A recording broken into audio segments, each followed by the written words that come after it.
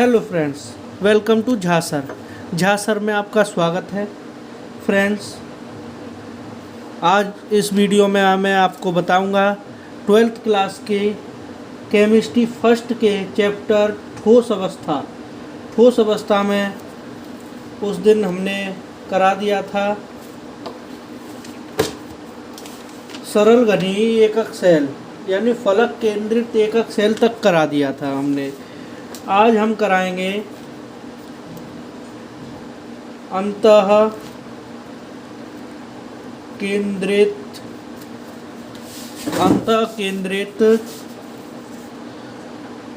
या काया केंद्रित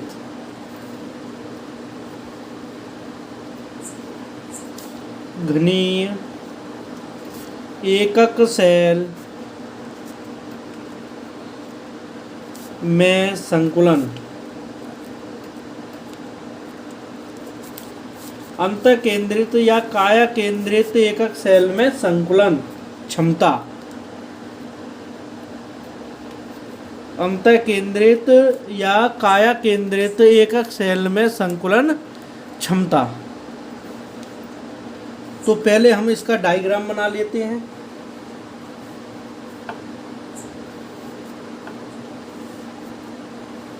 पहले एक बॉक्स यहाँ बना लेते हैं। एक बॉक्स अपना यहाँ बना लेते हैं। ठीक, इसको इससे मिला देते हैं, इसको इससे मिला देते हैं, इसको इससे मिला देते हैं, सॉरी इसको मिला देते हैं, इसको इससे मिला देते हैं,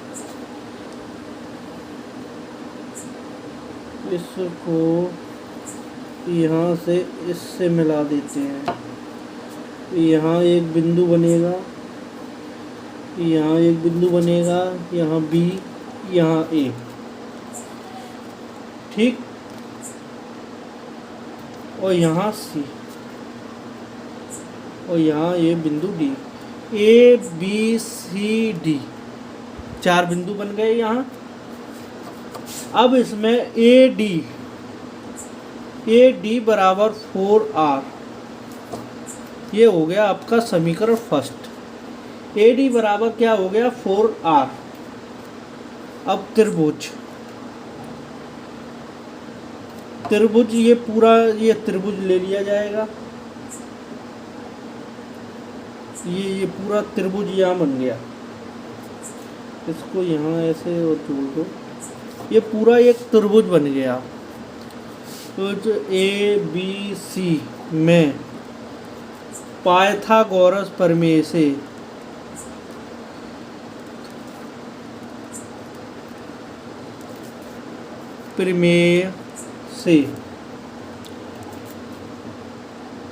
त्रिभुज ए बी सी में पाइथागोरस प्रमेय से, तो ए सी स्क्वायर बराबर A B square plus B C square. तो ए सी स्क्वायर बराबर A under root 2, A C square A B plus B C square हमारा ये दोनों का मान ए अंडर रूट 2 हो गया। ये हमने आपका पिछले उसमें संकुलन क्षमता निकाली थी, उसमें भी हमने यही मान रखा था। देखो, मैंने आपको बताया था पिछले उसमें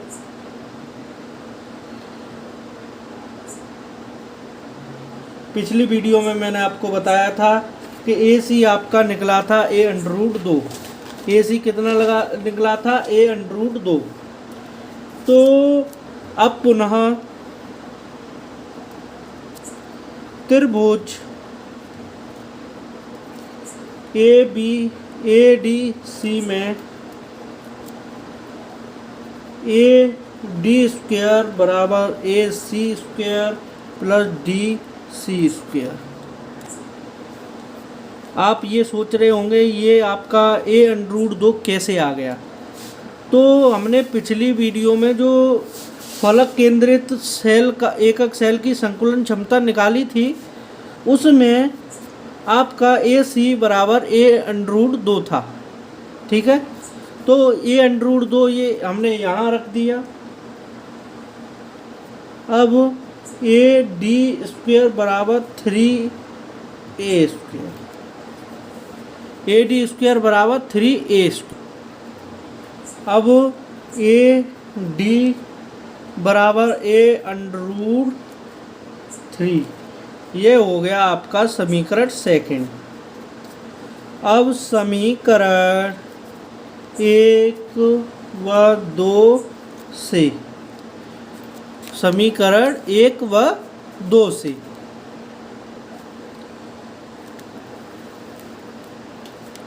समीकरण 1 व 2 से अब ए डी का मान ए डी का मान है 4r, ये है ए डी का मान, ए डी का मान ये लिखा है 4r, 4r बराबर ए अंडर रूट 3, तो हमारा r बट्टे ए बराबर अंडर रूट 3 बट्टे 4, अंडर रूट 3 बट्टे 4।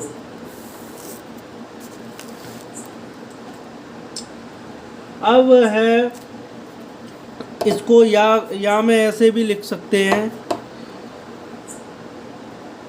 r बराबर अंडर रूट 3 बट्टे 4a, या a बराबर 4r बट्टे अंडर रूट 3, इसको ऐसे भी लिख सकते हैं। ठीक है। अब संकुलन क्षमता निकालेंगे। संकुलन क्षमता तो अंतःकेंद्रित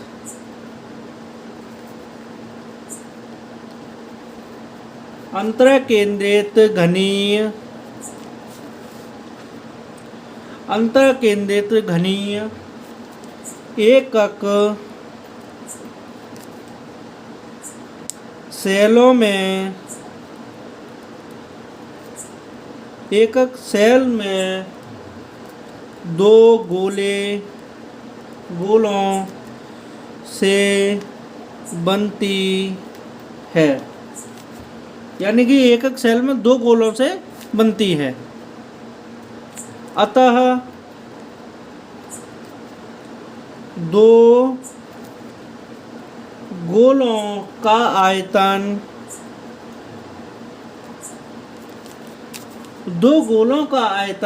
बराबर 2 गुणा 4/3 पाई आर क्यू बराबर, अब 2 का इसमें यहाँ गुणा हो जाएगा तो 8/3 पाई आर क्यू।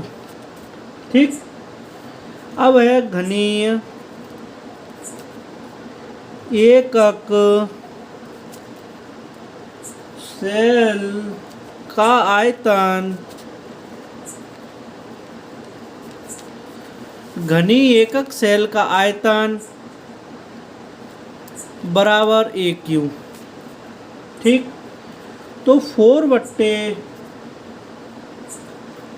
बट्टे अंडर रूट 3 का क्यू, ए का मान ये निकला था हमारा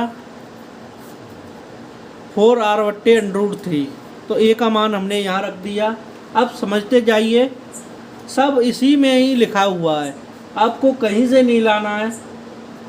अब हम इसका क्यूब करेंगे तो 16r क्यू बट्टे 3 अंडर रूट 3। ठीक।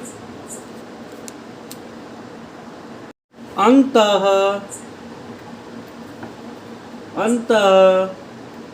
केंद्रित एकक सेल में संकुलन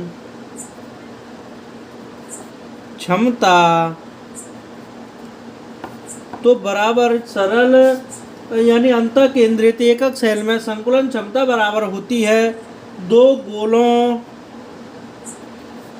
का आयतन बट्टे घनीय एकक सेल का आयतन गुणा 100, तो 8/3 पाई आर क्यू बट्टे 64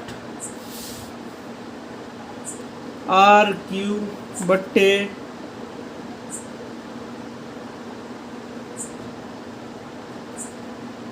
सॉरी हमने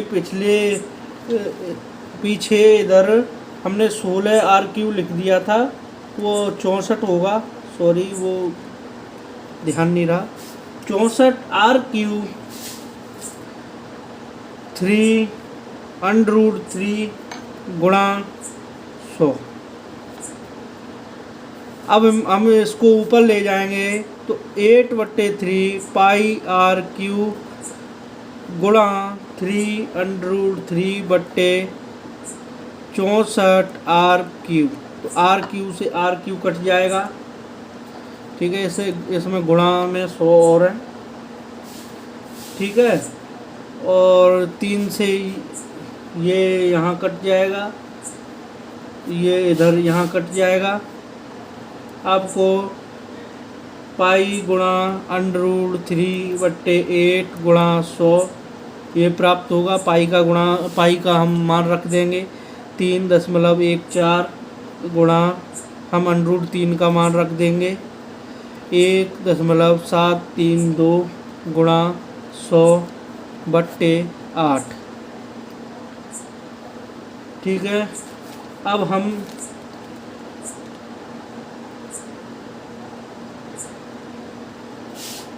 इन सबको काट पीट लेंगे, गुणा वगैरह कर लेंगे, तो हमें प्राप्त होगा 68%।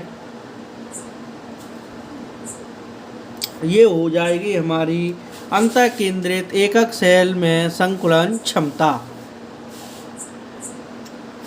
अगली हमारी हेडिंग है निविड़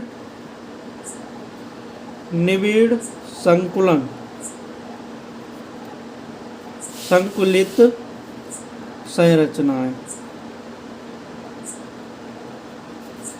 अगली हमारी ये हेडिंग है निविड़ संकुलित संरचनाएं।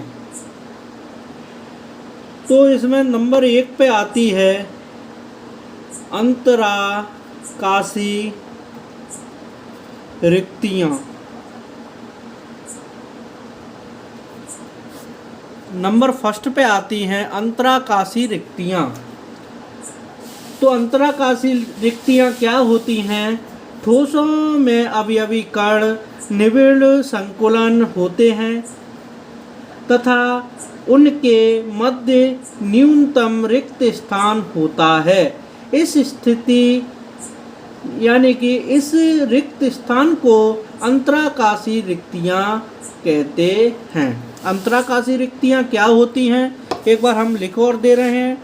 तो है ठोसों में अवयवी कण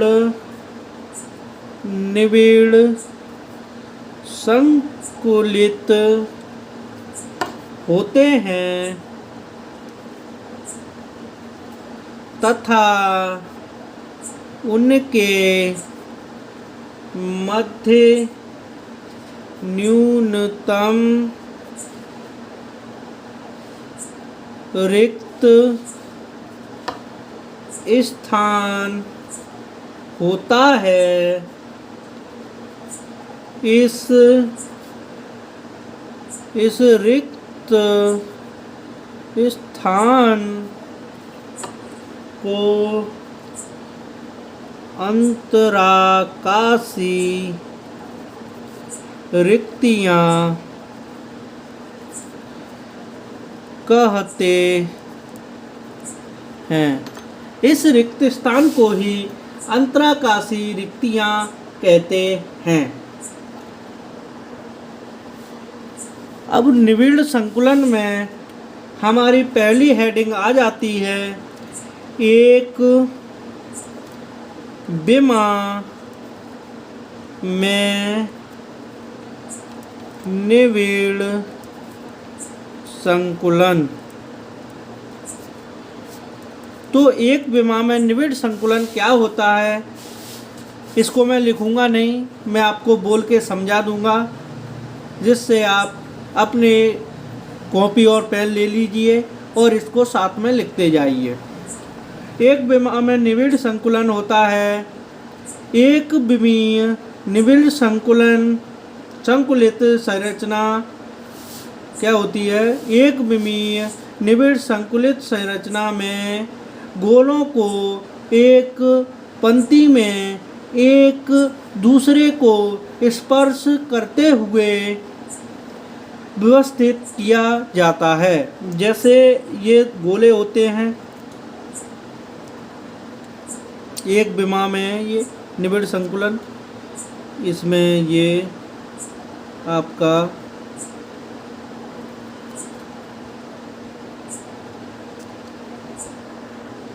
इस प्रकार की व्यवस्था में प्रत्येक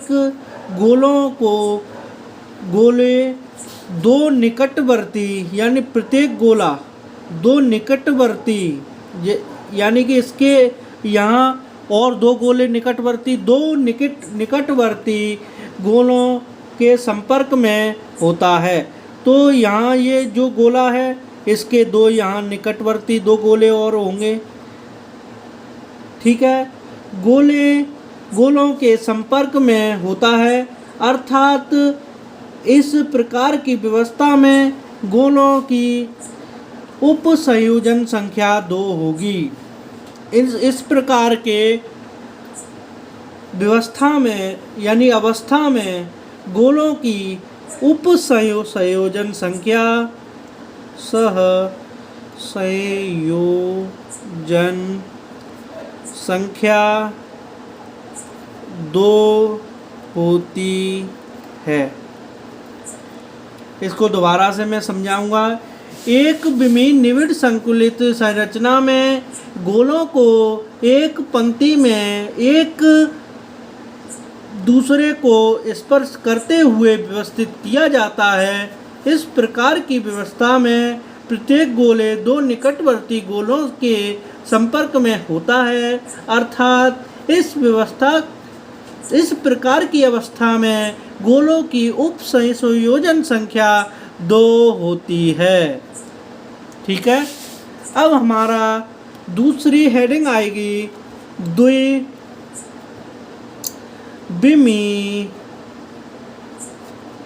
द्विविमीय निविड़ संकुलन। हमारी दूसरी हेडिंग आ जाएगी द्विविमीय निविड़ संकुलन। द्विविमीय निविड़ संकुलन 2 प्रकार का होता है।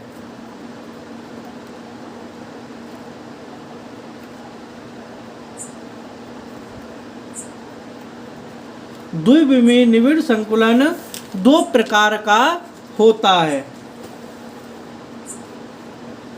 कितने प्रकार का होता है? 2 प्रकार का। इसमें नंबर 1 प्रकार आता है वर्ग निविड़ संकुलन। पहले मैं इसका चित्र बना लेता हूँ। 5, ठीक।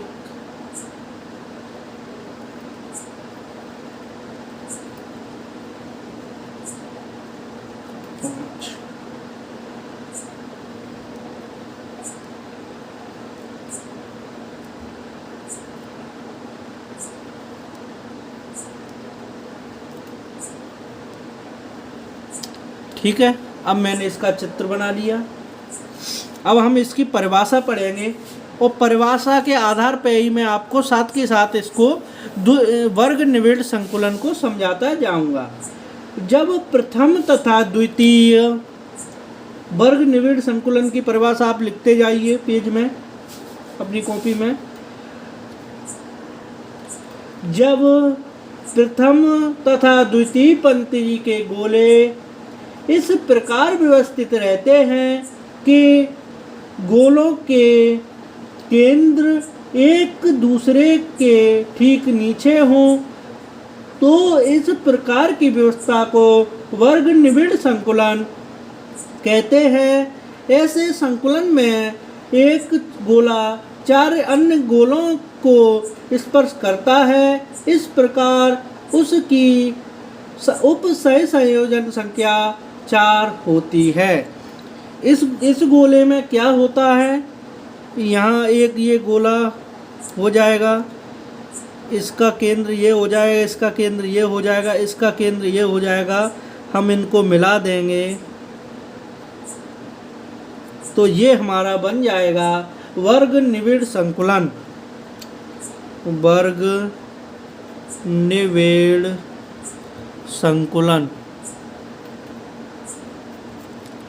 ये हमारा बन जाएगा वर्ग निबिड़ संकुलन। इसमें इसकी उप सह संयोजन संख्या 4 होती है। दोस्तों, आज की वीडियो में इतना ही। नेक्स्ट वीडियो में हम आपको बताएंगे द्विविमा में निबिड़ संकुलन की दूसरी हेडिंग षष्ठकोणीय निबिड़ संकुलन। दूसरी हेडिंग है हमारी, ये दूसरी हेडिंग आप लिख लीजिए, षष्ठकोणीय निबिड़ संकुलन। आप ये वाली हेडिंग लिख लीजिए। अगली वीडियो में मैं इस हेडिंग को आपको विस्तार से समझाऊंगा और ये जल्दी से जल्दी आपको मैं ये ठोस अवस्था वाला पार्ट पूरा करा दूंगा, जिससे आपके अच्छी तरह आपके दिमाग में फीड हो जाए, जिससे आप परीक्षा के टाइम तक इसको भूल ही नहीं पाओ। ऐसी मैं कोशिश करूंगा और आपको जो कुछ भी पूछना हो वो आप हमारे कमेंट सेक्शन में बता सकते हैं।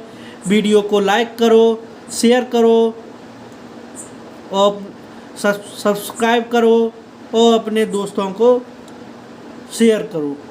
Thank you.